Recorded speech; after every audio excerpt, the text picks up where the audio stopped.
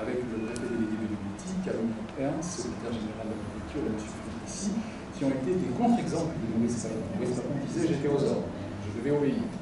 Il n'en est rien, il aurait pu faire autrement. Avec Chérif Méchery, avec l'Alliance et le ministre généraux, qui ont effectivement enfreint les lois ariennes. Je rappelle que le régime d'État français Vichy avait une législation terrible, 400 lois, ordonnances, décrets qui mettaient au banc le juif de la société, et la définition raciale du juif allait d'ailleurs plus loin que la définition nazie. Et d'ailleurs, la ville de Montpellier et la préfecture de l'Hérault ont décidé de nommer des lieux en souvenir de ce juste organisation en 1971, Calum Ernst. Alors effectivement, vous avez écrit sur ce très fait courage, ce gouvernement de Vichy qui est paru, vous avez coécrit, c'est paru chez Nick Jacob en 2021. Alors pour la résistance, vous parlez dans votre livre de Moissac, dans le Tarn, en Occitanie, de Dieulefit dans la Drôme, bien évidemment.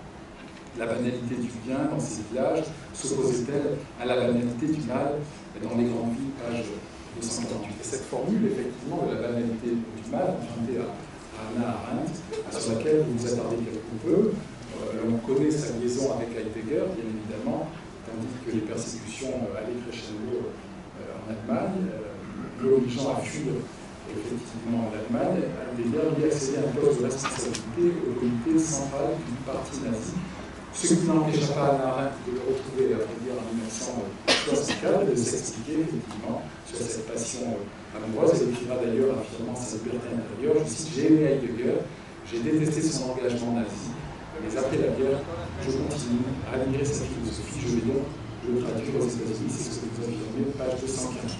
Et vous poursuivez, page 249, sur le Chambon-sur-le-Mont, qui a été un village en Haute-Loire où 5000 réfugiés dans 3500 juifs ont été accueillis, protégés, soustraits effectivement, les habitants n'étaient pas des résistants armés, mais des gens qui, dans cette situation sociale vulnérabilisante, ont été revalorisés par deux pasteurs admirés, restés à la postérité, restés dans l'histoire, le pasteur proclamé et effectivement Edward Dace. Et votre cheminement parle pour vous, vous écrivez page 25, au-delà d'une enfance sans cesse d'essai, retrouver une dignité grâce au diplôme, conférant une valeur à l'enfant nouvelle que j'étais. Alors chacun a besoin d'exemples effectivement stimulants pour se construire, oui, c'est ça, pour vivre, l'enfant pour se construire, l'adulte pour se réparer, les héros positifs transcendent les inégalités, ils font le bien de leur vie selon du reste dans l'anonymat, comme les justes dont on a parlé à l'instant. Et aujourd'hui, ces héros de tenté se trouvent sur les écrans, au cinéma, vous disiez tout à l'heure, sur les terrains de sport, pourquoi pas dans les laboratoires, pourquoi pas nous pouvons avoir effectivement envie de lire Einstein, Pasteur, Curie, des scientifiques. C'est la coureur pour la semence bénéfique, génératrice de progrès pour l'humanité. Alors pourquoi est-ce que j'ai écrit avec José Nazini un livre sur le premier préfet musulman de France, Chérif Méchery? C'est parce que j'ai reçu beaucoup de pression pour me dresser contre les musulmans. Et je me suis dit, je ne vais pas me laisser entraîner par un récit, je ne vais pas me laisser, donc je vais garder ma liberté intérieure et je vais chercher des arguments pour ne pas me soumettre à une doxa qui voudrait bien m'entraîner à m'engager contre les musulmans. Donc je trouvais l'exemple de Chérif Méchery, sous-préfet à Limoges, je crois qu'il a été préfet à Narbonne aussi, et puis il était sous-préfet à Limoges en janvier 1944, en même temps que Maurice Papon, sous-préfet à Bordeaux en janvier 1944, qui est la date de mon arrestation. C'est-à-dire que Chérif Méchery reçoit de Vichy l'ordre de dresser la liste des juifs de la région de Limoges, il ne le fait pas. Il ne peut pas, donc il n'organise pas la RAF, puisque il y a un attentat par les résistants, il reçoit l'ordre du gouvernement Vichy d'enquêter et d'arrêter les résistants, il ne le fait pas. Il reçoit toute une série, il continue de faire son travail de sous-préfet pour la circulation de l'eau, pour les hôpitaux. Donc son travail de sous-préfet, il le fait très bien, c'est un sous-préfet du gouvernement français de l'époque, donc il le fait. Mais quand il reçoit l'ordre de préparer l'assassinat d'innocents, eh ben, il ne le fait pas.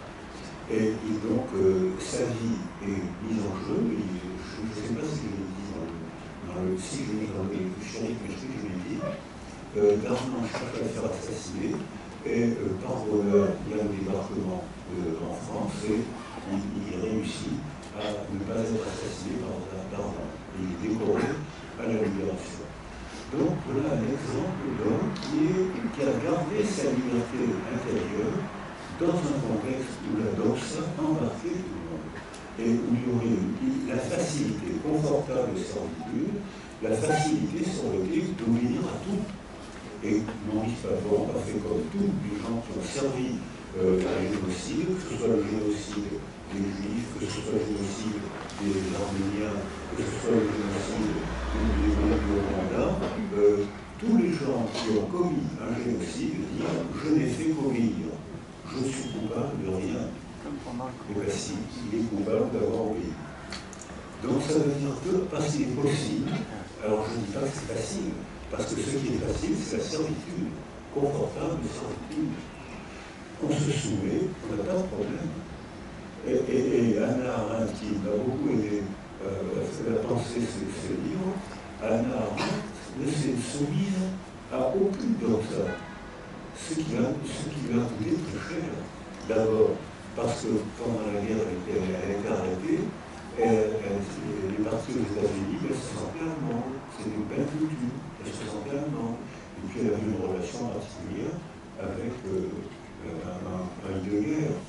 Alors je ne sais pas, Heidegger, il paraît que c'est un grand philosophe. Moi, j'ai essayé, je ne comprends pas une phrase.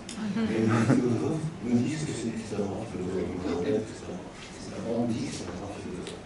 Mais donc ça veut dire qu'il y a un degré de liberté intérieure. Ce musulman, Chérif Méchri, a gardé un degré de liberté intérieure. Et au contraire, Maurice Papon et d'autres se sont soumis à la doxa, confortable de servitude. Hannah Arendt garde son degré de liberté intérieure. Elle retrouve après la libération Heidegger, qui est resté membre du comité central alors que le nazisme était déjà effondré. Et lui, je ne sais pas quand il a démissionné, je ne sais même pas s'il a démissionné. En tout cas, je sais qu'après la libération, il était encore dans le comité central. Et elle le retrouve, et elle dit, je n'ai plus aucun lien affectif avec cet homme, je continue à admirer sa philosophie, donc je vais le faire traduire aux États-Unis. Elle a été très agressée. De plus, quand elle a dit que, alors, Hélène Eichmann, elle a été terriblement agressée pour le procès Eichmann par des gens qu'elle aimait. C'est-à-dire être agressé par quelqu'un qu'on n'aime pas, ça fait presque plaisir. Donc, j'ai été agressé par Zemmour, j'étais fier. Ça reste autour de ça. Donc, j'ai été fier d'être agressé.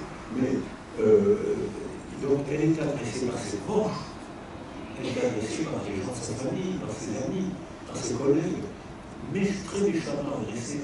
Et pourquoi? C'est parce qu'elle a dit qu'il y avait des juifs qui avaient participé dans le ghetto, qui avaient participé à la police de Gestapo. Alors que, surtout, elle a dit qu'on lui dit Eichmann a commis quelque chose de monstrueux, donc c'est un monstre. Et je le redis volontairement, il a commis un acte monstrueux, il a tué des centaines de milliers d'innocents avec un stylo, condamnation à mort, achat de gaz, transport de train, avec un stylo, il a tué des centaines de milliers de personnes, et en fait, il dit, je suis responsable, je n'ai fait qu'obéir. Et Schoenen, qui est très proche d'Hannah Arendt, lui dit, il a commis un acte monstrueux, donc c'est un monstre. C'est un raisonnement, une réciproque totalement illogique.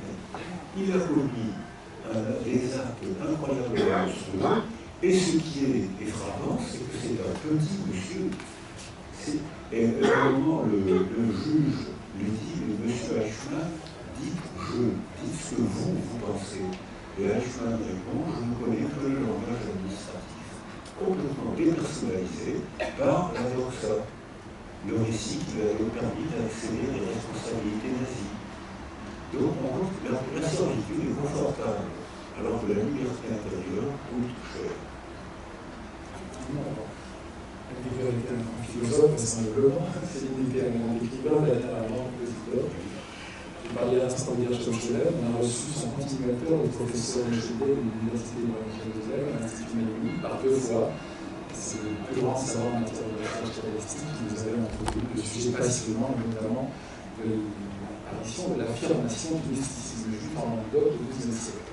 On pense qu'elle a fleuri effectivement en Espagne puis en Israël, mais non, les premiers documents kabbalistiques de l'histoire de l'humanité émanent de l'Académie du rabbin Abraham fils de David à Vauvert. Je ferme la parenthèse, je vous dis, on n'est pas loin de Montpellier et non loin de Vauvert. Alors, les héros négatifs, c'est ces mangeurs de vent, faux héros attiseurs de haine, porteurs de violence, provoqueurs stupides, hurlant avec les loups, je reprends le terme, devenant loups, vous écrivez page 107, les assassinats mystiques de l'idéologie, les épidémies de meurtre, force d'évoquer l'idéologie islamiste, massacre dans les écoles, les terrasses de café, les églises et même à domicile. Alors, vous fustigez page 97 avec une lucidité prémonitoire, les régimes totalitaires, dictatoriaux, plus précisément l'ISIL, la Russie de Vladimir Poutine, aussi grand des ayatollahs, la Turquie de Erdogan, qui raconte toute une même histoire désespérante.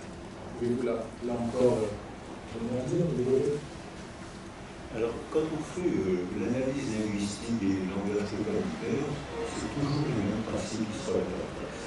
C'est-à-dire que c'est incroyable que c'est d'abord, j'ai compris quelque chose, donc il faut bien ainsi le langage. Surtout, il faut parler peuple, donc employer des expressions, pas trop, parce qu'on va être vulgaire, mais il faut parler peuple, il faut employer le mot peuple très souvent, c'est un marqueur de dictature, puisque les dictateurs présentent sauver le peuple. Et ils présentent donc, ils emploient volontairement le mot peuple, c'est un beau marqueur de tentative de dictature. Et puis, surtout, ils désignent, je sais moi, votre sauveur, je suis prêt à mourir pour mon peuple, donc je suis votre sauveur, je sais d'où vient le mal, je sais, j'ai découvert, le mal vient de l'étranger, de l'arabe, du juif, alors ça c'est l'archi classique, je sais d'où vient le mal, et quand on fait des études sur les catastrophes dites naturelles, comme ça a été fait, on constate que le fait d'être ignorant n'empêche pas d'expliquer. Et je crois même que moins on a de connaissances, plus on a de certitudes. C'est-à-dire que quand il y a des épidémies de peste, il y a schématiquement 2 explications. L'explication qui vient du ciel et l'explication qui vient de la terre. L'explication qui vient du ciel, il y a des gens, des mangeurs de vent, qui affirment qu'ils ont vu des astres énormes, remplis de miasmes, parce que les stéréotypes de l'époque pensaient que les épidémies de peste étaient provoquées par les miasmes. C'est pour ça qu'on voit des robes de médecins avec des grands becs, parce qu'ils mettaient des vapeurs pour chasser les miasmes dans ces grands becs, parce qu'ils pensaient que c'était les miasmes qui provoquaient les épidémies de peste. Et donc, ce que j'ai vu à Haïti, d'ailleurs, après le tremblement de terre, qui est le traumatisme parfait, tout va bien, il fait beau, le sol se met à onduler, les murs se mettent à onduler, une minute après, il y a 250 000 sans raison, comme ça. Donc ça, c'est vraiment le traumatisme énorme, et j'ai vu des processions, merci mon Dieu de nous avoir envoyé des tremblements de terre, qui nous a fait comprendre qu'on ne priait pas assez. Il y avait la même chose en Israël. C'est-à-dire qu'en Israël, une partie des Israéliens disaient ne vous vaccinez pas, il suffit de prier, c'est une punition de Dieu, parce que vous n'avez pas assez prié. Et l'autre explication vient de la terre. J'ai vu un homme qui a vu quelqu'un qui mettait de la poudre dans l'eau. Et vous constatez qu'il y a des malades et des morts. Conclusion logique, c'est la poudre de cet homme qui a provoqué la mort, la peste. Il se trouve que cet homme est juif. Et chaque épidémie de peste a été suivie par le pogrom de Toulouse. Le pogrom de Toulouse a été un des plus terrifiants de Toulouse parce que pratiquement tous les juifs de Toulouse ont été brûlés vivants. Ensuite, à Ulm, en Allemagne, même processus. Et quand tous les juifs ont été brûlés, on a commencé à brûler quelques femmes sorcières. Il fallait qu'on trouve une explication cohérente, convaincante. Vous voyez bien, il a mis la poudre. Personne n'avait vu quelqu'un mettre de la poudre. C'est une affirmation délirante, coupée d'un réalité. On peut délirer, j'entends volontairement le mot, parce qu'on peut délirer sans être psychotique.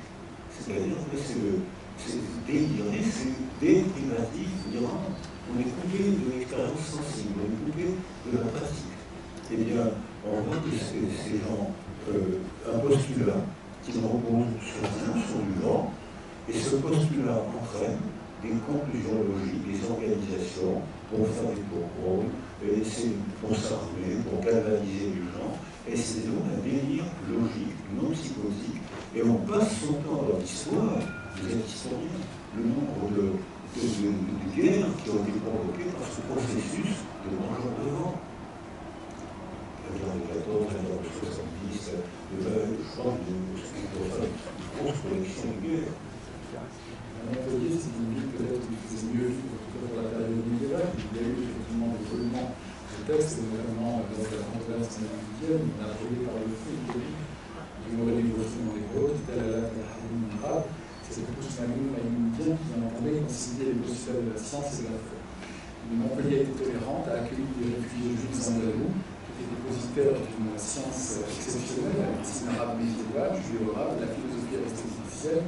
Si Montpellier est escalé aujourd'hui, une ville intellectuelle, universitaire, sa colonne vertébrale, c'est l'école de médecine médiévale et c'est des rencontres judéo-chrétiennes au cours du tour du lait gréco-arabe. Alors à propos effectivement des dictateurs et de la soumission des masses, vous avez dit récemment lors d'une interview qu'à 16 ans vous étiez à Bucarest en Roumanie, dans la foule, beaucoup de gens scandaient dans la main Dio Gudej Duktetor, Pentru Pace Chipopol. En traduction, Dio Gudej, lutteur pour la paix et le peuple. Alors rappelons que Dio Gudej n'avait presque rien envié à Nicolas Ceausescu, c'était son prédécesseur. Alors, mon témoignage, c'était vrai que j'ai manifesté pour Guillaume Gudej parce qu'il y avait le festival de la jeunesse et qu'on devait jouer au rugby organisé. Et que pour jouer au rugby, il fallait manifester une attaque. Seulement, il y avait personne sur le côté, la manifestation était obligatoire. Donc, j'ai crié Guillaume Gudej, je t'attends, ton papier, je vous propose. Et c'était obligatoire. Et ce qui est dans la mémoire, c'est l'euphorie que provoquait ce Florent stupide. On était avec des copains, il faisait beau, on allait jouer au rugby après-midi. Ça provoquait une gaieté, une solidarité, un sentiment de fraternité qu'on retrouve dans les massacres de masse. Comment la Shoah par balle, on voit que des nazis, des Allemands, parce que qui tuent d'une balle dans la tête des tas de gens en rigolant. Ils n'ont aucun sentiment de crime, au contraire même, ils ont un sentiment d'euphorie. Et ça, je l'ai éprouvé j'espère à une petite échelle, mais je pense que cette solidarité provoquée par le clan est très dangereuse, parce qu'on perd sa liberté intérieure, on perd sa liberté de jugement quand on veut garder ses copains. Or, Anna Arendt a accepté de se faire agresser par les gens qu'elle aimait. Elle s'est fait agresser par les gens qu'elle aimait parce qu'elle leur disait « Moi, je pense autrement que vous, que le courant de la Doxa ». Et ça, c'est très beau. J'ai vécu la même chose avec Roger Garaudy, qui était professeur de philosophie. Alors, vous venez de naître, alors vous savez pas qui Roger Garaudy. Mais c'était un membre du comité central du Parti communiste, qui était un homme adorable, qui était un homme très gentil, très cultivé. Et un jour, on était admiratifs, et un jour, il nous avait emmené, j'ai fait mes études au lycée Jacques Decour entre Pigalle et Barbès, c'est-à-dire dans une formation sexuelle moyennement romantique. Et il nous emmène dans un cinéma à côté, qui montrait des films soviétiques. Et on voit dans un film en couleur qu'il nous dit les films soviétiques. Les soviétiques ont inventé des films de couleur, ce qui n'est pas vrai. Mais on admirait tellement Garaudy qu'on a cru. Il était gentil, il était fort de philo, donc on a cru. Et après, j'ai découvert que ce n'était pas vrai. Et on voit dans un de ces films, on voit Staline encore en costume blanc, à la russe, qui est en train de pêcher, et un jeune couple vient lui demander un conseil, et Staline arrête de pêcher, et puis il dit au jeune couple, vous êtes charmants mes enfants, mais avant de vous marier, attendez la fin du plan quinquennal. Et alors on dit, monsieur, vous croyez vraiment que ça se passe comme ça? Mais bien sûr que ça se passe comme ça. Il était convaincu, c'était stupide, et il nous a même dit le système communiste est tellement bien organisé que les vaches soviétiques produisent plus de lait que les vaches capitalistes. Alors, c'était un homme intelligent, c'était un homme gentil, et il avait gommé tout ce vent-là, et il nous l'avait un peu vendu, parce que pendant longtemps, j'ai cru que les soviétiques avaient inventé les films de leur ensuite que le monde avait fait bien avant, mais comme il était gentil et diplômé, j'avais toute raison de le croire. L'anecdote, effectivement, croustillante. Alors, effectivement, vous avez commencé votre livre avec ce chapitre étonnant, préparer les enfants à la guerre, penser à l'Ukraine, et non songer à un XXIe siècle avec une Europe apaisée. Et vous l'achevez ainsi par donnant nous pouvons agir sur le milieu qui agit sur nous. Je vous cite, il suffit d'organiser autour des enfants un milieu sécurisant qui leur donnera le plaisir d'explorer. Nous leur proposerons plusieurs figures d'attachement pour leur apprendre à une diverse manière. Nous ouvrons leur esprit en leur apprenant plusieurs langues, plusieurs manières de penser et d'explorer diverses cultures. Page 256. Quel regard portez-vous sur le sort des enfants en Ukraine? Alors, ce qui se passe en Ukraine, là, on met en cause toutes les politiques du monde entier. Tous les enfants, dans l'expérience pendant la guerre de 40. Et pendant la guerre d'Algérie, là, j'ai fini les études de médecine. Mais pendant la guerre de 40, il y a eu trois sortes de réactions des enfants. Les enfants qui, avant la guerre, avaient acquis des facteurs de protection, c'est-à-dire ceux qui avaient une famille stable, ceux qui avaient accès à la maîtrise du langage, ceux qui étaient capables de s'exprimer, ont souvent traversé la guerre sans problème. Et notamment, je travaillais avec beaucoup d'enfants cachés, des juifs qui n'ont pas été arrêtés parce qu'ils ont été protégés par des juifs chrétiens, par l'OSE juif qui a protégé beaucoup de juifs et on ne cite pas assez, et qui a protégé beaucoup de juifs. Et notamment, je dirige une thèse sur les enfants juifs cachés à Dieuphie. Le maire de Dieuphie était pétainiste. C'est-à-dire qu'il avait été élu par une population qui croyait à la déclaration Pétain. Quand les juifs belges sont arrivés, le vent s'est arrêté. Ils ont voté Pétain parce qu'ils étaient embarqués par le vent et que le mal venait des juifs. Et quand il a vu arriver, je pense que c'est 2 milliers de juifs, sur les juifs, je pourrais dire 2 milliers de juifs belges qui fuyaient le racisme nazi belge, c'était des enfants, c'était des adultes, c'était M. Blumenthal, professeur de mathématiques sympathique, c'était M. Goldstein, antipathique, c'était des musiciens, c'était des êtres réels, c'était des amoureux. Et tout d'un coup, ils ont changé de conception et rencontré des gens. Ils se soumettaient plus à des idées. Et alors là, les juifs de Dieuphie, tous les soirs organisés, ce qu'ils ont fait dans le ghetto de Varsovie, ce qu'ils ont fait à Shanghai, ce qu'ils ont fait partout, ce qu'ils ont fait à Thérésistadt aussi, ce qu'on leur a reproché.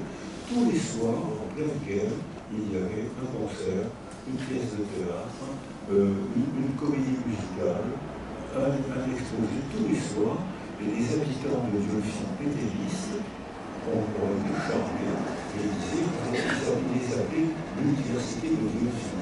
C'est-à-dire que c'est un village de 3 000 habitants. Et il a rencontré des hommes qui s'étaient transformés en amoureux. Donc le vent avait cessé de souffler parce qu'ils avaient rencontré. C'est pour ça que j'ai écrit ce livre sur Shérif Meshri pour rencontrer des musulmans qui ne se soumettent pas à la doxa et à qui il faut donner la parole, comme un Arabe l'a fait. Il y a l'occasion effectivement de rappeler l'action dans la Seconde Guerre mondiale maillage d'associations, d'institutions pour sauver les populations israélites ostracisées par les nazis au régime de la France et du Chili, de l'œuvre de secours aux enfants, l'OSE, l'Organisation de recherche du travail, sans oublier effectivement les Quakers américains, les éclaireurs israélites de France, qui ont joué un rôle important. Rappelons que dans la Seconde Guerre mondiale, il y a eu 76 millions qui ont été déportés dans le camp, les 3/4 des villes de France. On est la sorte, c'est ce que dit Serge Charsel, qui est parti à notre vivant cas, et rappelons que pour ce qui est des justes parmi les nations, ces héros du quotidien, on parlait de la France des résistants, on présente la France des justes. La France est le 3e pays en Europe, après la Pologne et les Pays-Bas, au niveau des justes parmi les nations, puisque nous en avons. La Pologne est 4,5. La Pologne est première, mais c'était le. Oui, c'est pas pour minimiser, mais c'était le premier pays juif avant-guerre. Voilà, effectivement. Le laboureur et les mangeurs de vent de Boris Cyrulnik, qui vient de paraître chez Odile Jacob, on va le remercier et lui donner maintenant à présent la parole pour le questionner.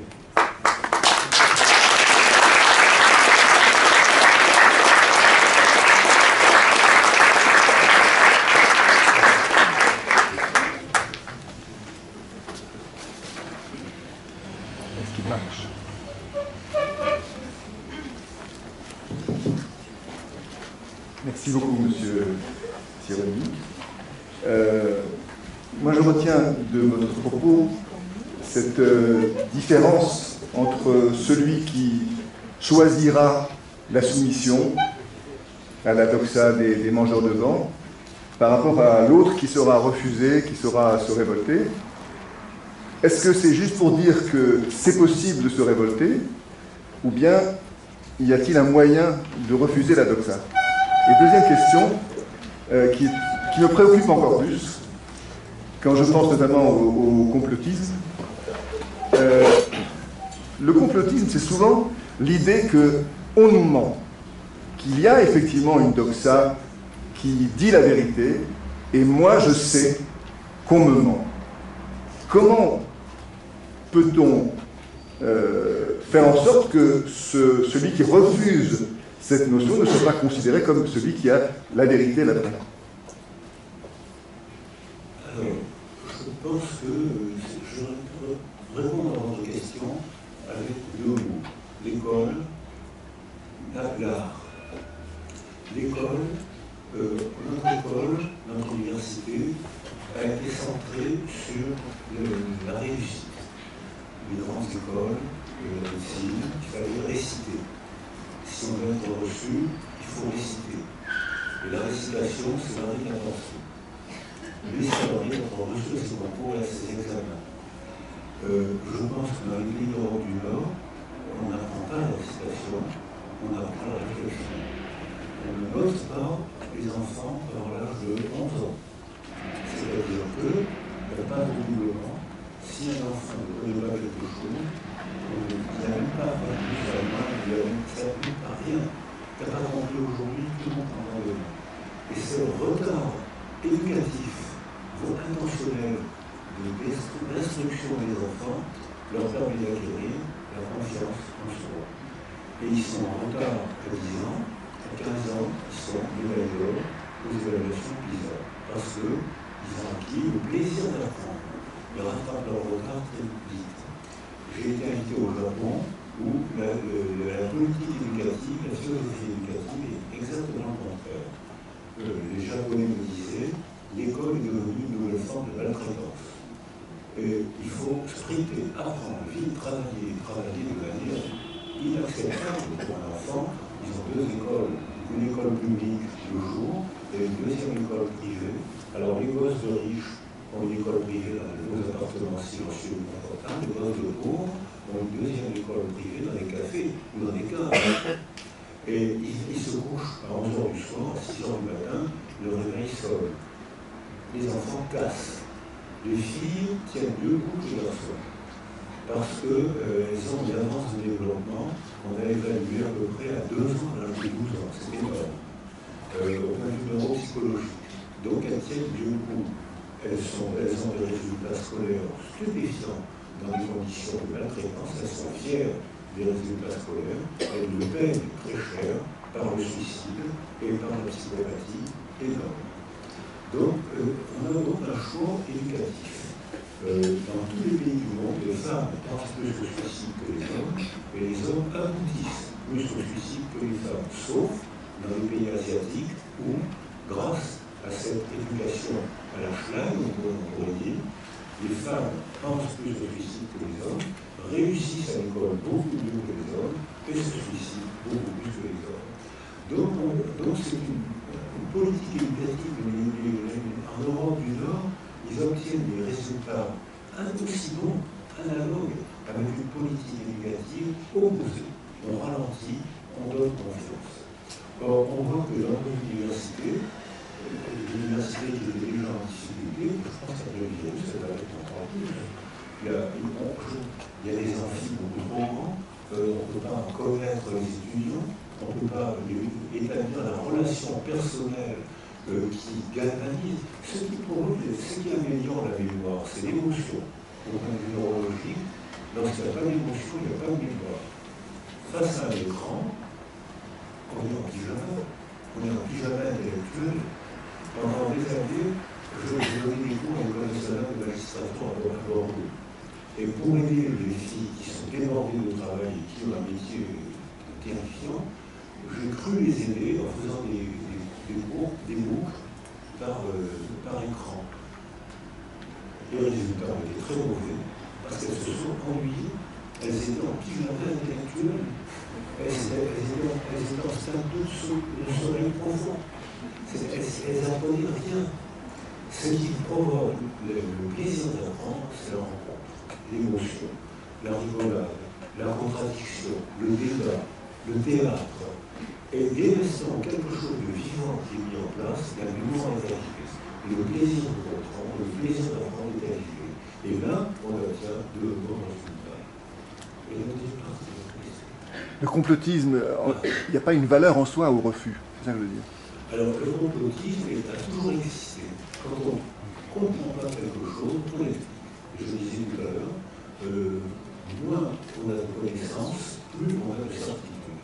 Parce que la certitude est tranquillisante. Et la tranquillisation, les tranquillisants arrêtent la pensée. Le schéma est inversé, là. Non, parce qu'ils disent, nous, on pratique le doute. Ce n'est pas le doute méthodique, ce n'est pas le doute cartésien, ce n'est pas le doute scientifique, c'est le doute systématique, c'est-à-dire c'est le soupçon. Je doute que vous disiez la vérité, donc je soupçonne que vous me trompez. Alors que le doute cartésien, le doute scientifique, c'est je mets une hypothèse, je la soumets au tribunal de la clinique ou d'un autre laboratoire, cette hypothèse ne tient pas, je vous propose une autre hypothèse qui va tenir momentanément. Donc les scientifiques posent des questions, ils n'apportent pas de certitude, ils apportent des certitudes brèves. Dès que le contexte change, on a changé de certitude. Alors que dans le complot, on a la certitude. C'est pas la certitude, c'est des empreintes de doute. Mais ce n'est pas le doute méthodique, c'est le soupçon.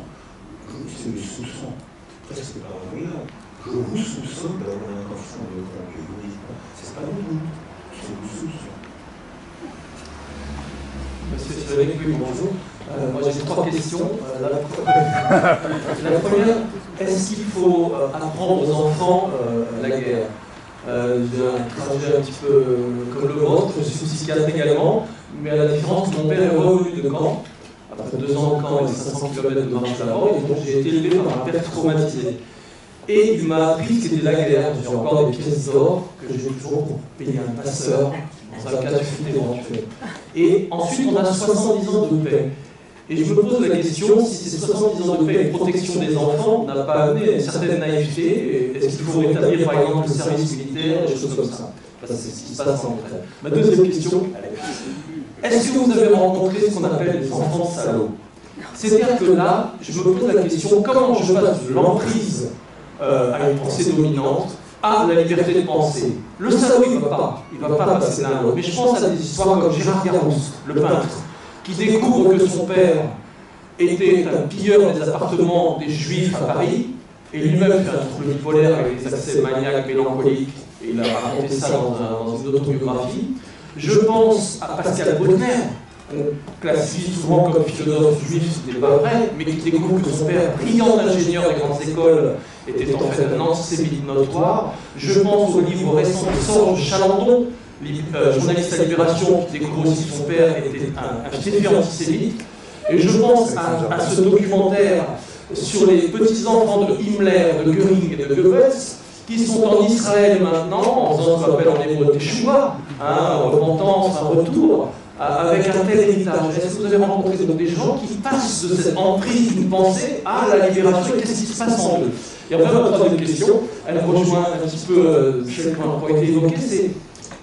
Elle est un peu désespérée, la troisième question, c'est-à-dire que j'ai l'impression que l'homme, il a toujours besoin, il a une addiction au récit, et c'est ce que dit Yuval Harari avec Homo sapiens, et que finalement, est-ce qu'on ne va pas pérenniser toujours cette addiction au récit, à l'emprise d'un récit? Poutine, par exemple, c'est en russe, ça se dit le Sinimushin, c'est-à-dire l'homme fort. Il est exactement dans ce mythe russe du Sinimushin qui derrière des religions orthodoxes. Mais est-ce qu'on n'a pas besoin de ces mythes qui sont des fois totalement égarés, qui partent dans un délire logique non psychotique, mais que finalement ça nourrit la condition humaine et qu'on n'en sortira pas? Merci. Bien sûr.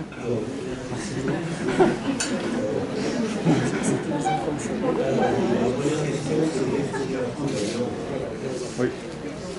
Alors, j'ai beaucoup travaillé au Liban, qui est un pays très cultivé, qui est en guerre chronique entre eux, qui est en guerre chronique entre eux, et qui est en guerre chronique avec ses voisins.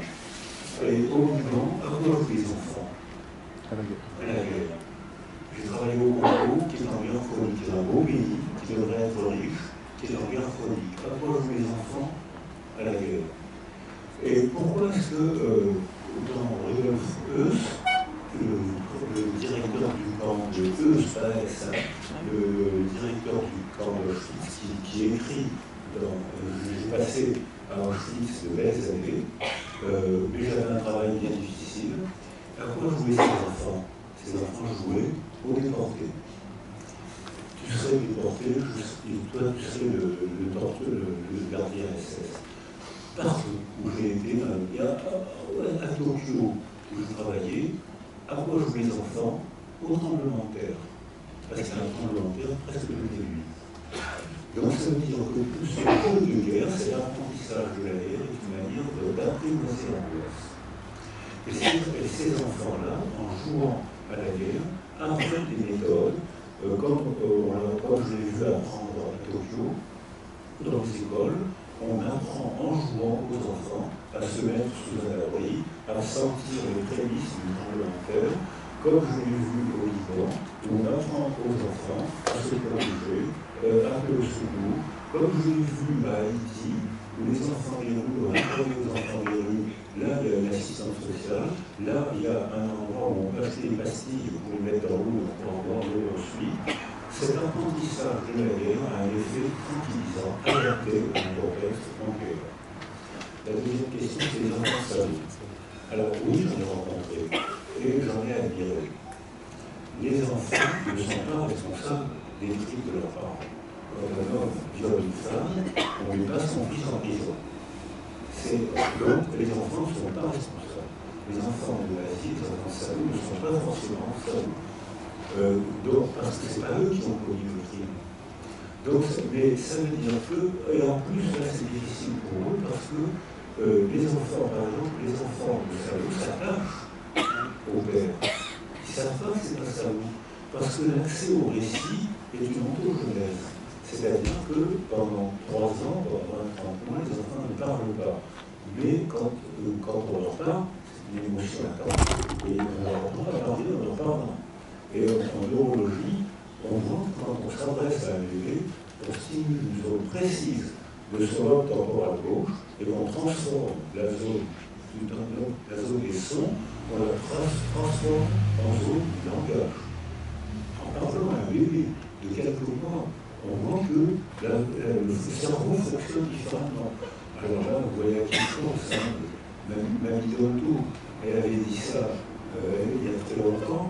Elle avait compris, mais Mamie Dolto, elle avait un instrument de mesure très simple qu'on appelait le glyphe, mais elle n'avait pas la méthode expérimentale. On la croyait ou on ne la croyait pas. et elle n'est surtout pas de neuroimagerie qui montre aujourd'hui qu'elle avait raison. Elle avait compris par le pif, comme le Matignon, elle avait compris quelque chose. Or, ces enfants-là s'attachent. Alors, ils ne parlent pas, ils s'attachent à une figure sensorielle, que plus tard on appellera maman, papa, plus tard, ils s'attachent, et puis ensuite l'enfant, l'aventure, et puis le monde s'espace, il arrive au monde des mots qui désignent des choses absentes, la symbolisation, donc ils y arrivent plus tard, et ce n'est qu'à l'âge de 6-8 ans que la connexion entre les fibres préfrontales de l'anticipation se connecte avec les fibres du système limbique, de la mémoire. Et là, il y a une représentation, ils accèdent à la représentation du temps, et là, ils peuvent faire et entendre un récit. Et là, on leur présente le grand récit. Les musulmans, les juifs, les chrétiens, le XIIe siècle, ici, a été un moment glorieux pour le juif, l'englobe. Et à ce moment-là, on accède à un grand récit. Mais on y accède que à 6-8 ans. Or, ces enfants, ils s'attachent à une figure maternelle, inévitablement, puis il y a une deuxième figure qu'on appelle le père, même si dans notre culture, le mot père, c'est plus très bien ce que ça désigne. Là, il va y avoir un problème anthropologique majeur qui commence déjà à exploser avec le nombre d'incestes faramineux qui existe actuellement. Donc, si vous voulez, on va en parler tout à l'heure. Donc, progressivement, on accède au récit, et ce n'est qu'à l'âge de 6-8 ans qu'on accède au grand récit de la religion, de la fierté d'appartenir à une filiation. Donc, c'est vraiment une représentation du temps. Et c'est à ce moment-là que certains enfants découvrent, plus tard à l'adolescence, au moment où on pense à l'autonomie vis-à-vis de sa vie, il y a deux moments où on prend l'autonomie vis-à-vis de l'emprise maternelle. Il y a l'âge du long, au début de la troisième année, où la mère, toutes les mères ont connu ça, vient en sanglant, pour aller dormir, ou on va travailler, et l'enfant s'enfuit, se cache. Et quand dans l'esprit de l'enfance, je deviens autonome, je deviens au début personne, je suis fier de moi, dans l'esprit de la mère, c'est que tu vas faire des trains, je vais arriver en retard, premier conflit entre les générations. Et puis une deuxième conflit, c'est l'adolescence, où là, il faut quitter sa mère, et très son père, sa famille, et c'est souvent à ce moment-là qu'on découvre que son père qu'on aimait est pas ça. Et je pense en disant ça à Marie Charles, qui a écrit un livre merveilleux, L'origine de l'homme de Constance, où elle découvre que son père, l'homme qu'elle aimait, en fait, elle a condamné, a participé à la mort de milliers d'enfants juifs. Elle le dit comme ça. À l'époque de Marie Charles, à l'époque de l'origine de l'homme de Constance, on ne savait pas que c'était 76 000. Il y avait 11 000 enfants juifs. Donc on disait à cette époque-là, ils ont tué des milliers de juifs. C'était un peu vrai. Et à ce moment-là, elle est prise dans un conflit de loyauté très douloureux. J'aime un homme qui est un salaud. Et là, il y a des réactions différentes. Il y a la petite fille de Mussolini continue à aimer son grand-père. Elle l'aime et elle s'inscrit dans la lignée. Les négationnistes s'inscrivent dans la lignée de leurs grands-parents qui ont tué les juifs, ils prennent la défense de leurs grands-parents. C'est-à-dire que le négationnisme, c'est la poursuite du crime contre l'humanité. Il y a beaucoup d'enfants qui ont été déchirés. Donc certains, par exemple les enfants de l'Asie, ont haï leur père. Et certains ont été en Israël pour essayer de réparer la faute des pères. Mais ce n'est pas eux qui ont commis la faute. C'est les pères sauf que c'était leur père qu'ils ont aimé. Donc c'est déchirant pour eux. C'est déchirant pour eux. C'est un conflit intrapsychique très douloureux. Et la troisième question, c'était de récit. L'addiction au récit, enfin finalement, c'est Yuval Harari et le mythe Homo sapiens, c'est toujours avec un narratif et puis finalement on n'en sortira pas parce que... Mais c'est important, les récits d'abord c'est délicieux, c'est nécessaire, c'est important et c'est une maîtrise. C'est-à-dire que c'est délicieux.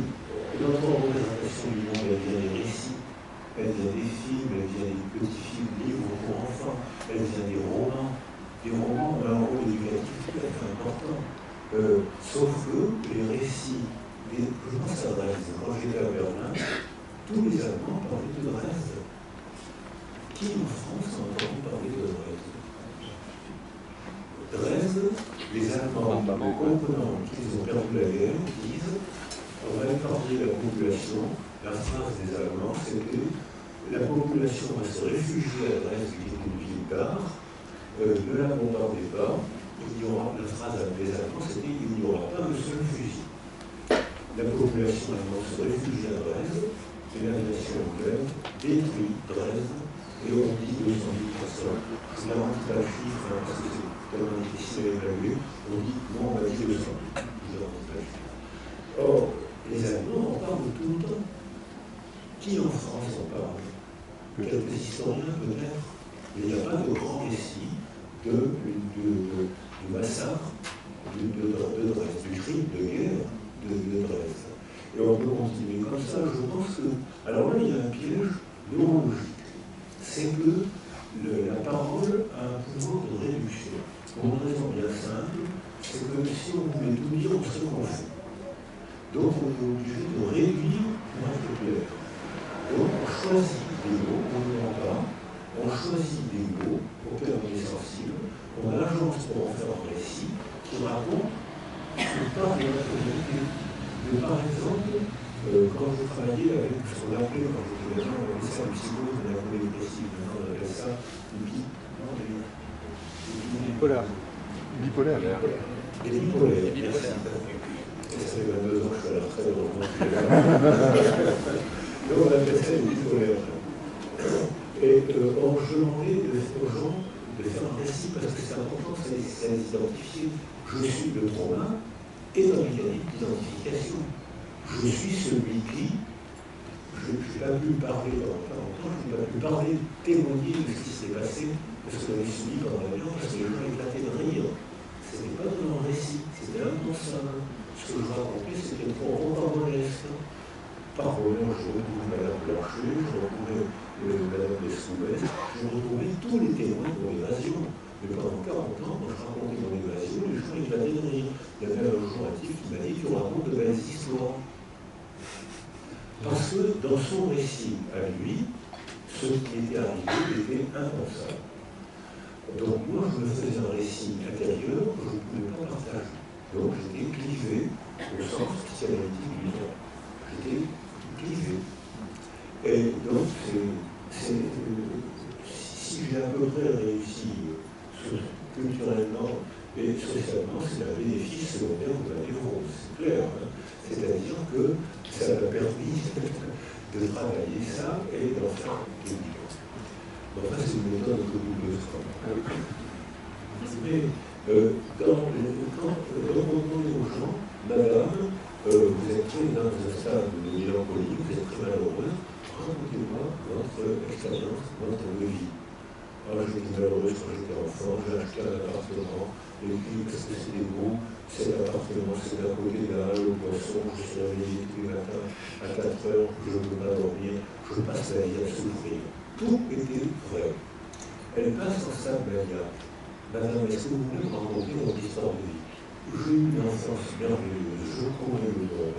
J'ai acheté un appartement près de la halle au poisson. Le petit peuple, les poissons, c'était merveilleux. Tout était vrai, et les deux récits étaient carrément opposés. Elle n'avait jamais menti. Simplement, son humeur avait sélectionné des faits vrais pour en faire deux récits vrais totalement différents. Et ça, je crois qu'on fait sur le plan national. Les récits nationaux sont différents d'un pays à l'autre. On le fait sur le plan religieux, on le fait sur le plan scientifique. Même si pendant un moment, on parlait de la psychiatrie biologique, beaucoup presque littéralement avec beaucoup de pouvoir à changer, et puis parce qu'il y a eu l'année du cerveau avec un budget, la décennie du cerveau, pardon, avec un budget faramineux. Donc ça a permis de faire des reports, ça a permis de faire des revues, et ça a permis de confirmer une hypothèse qui est partiellement vraie et souvent fausse. Et pourtant, c'est un récit qui ne dit que du vrai. Donc et sur le plan individuel, on fait tous ça. Si vous voulez vous discuter ce soir chez nous, dites, tu te rappelles de l'anniversaire de maman quand elle avait 50 ans? Je n'étais pas là. Si vous n'étiez pas là, je n'étais pas là. Et vous allez vous discuter.